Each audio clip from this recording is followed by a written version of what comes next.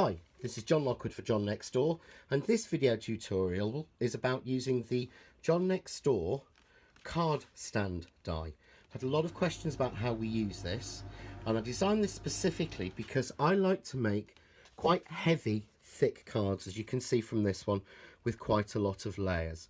Now, using a standard gatefold or top fold card can sometimes be very, very soft for doing this, and you'll find your card will slope.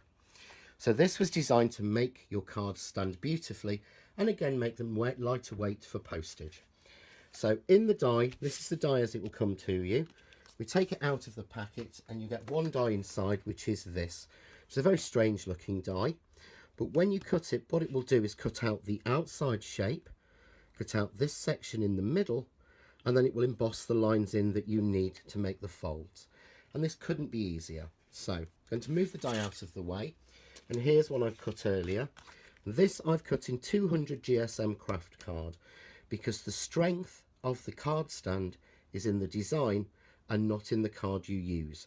So although there is a lot of weight to the card we'll be using it on, you don't need to have a very thick card stand.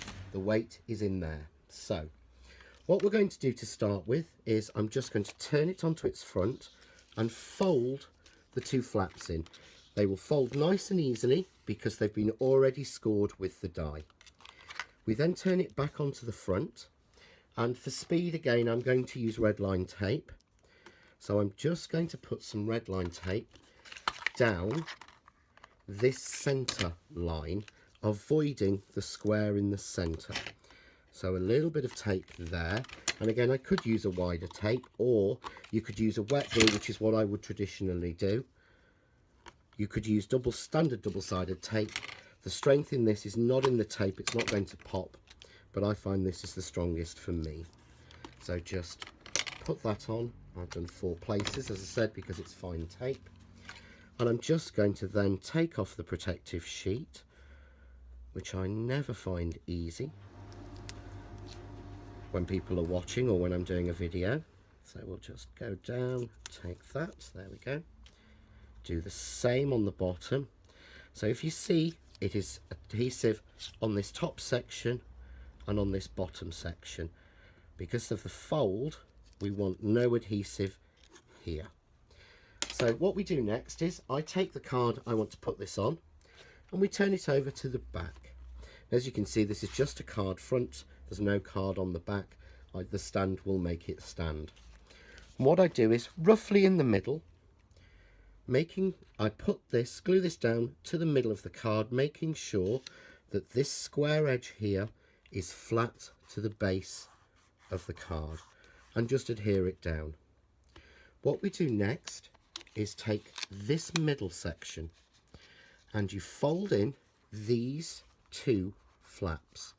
Now, if you're sending this to someone and you want to make it easy for them to understand, what I would do is either using glue or again a little bit more tape, I would just tape these 2 sections together, and what that gives you is a little pull cord in effect.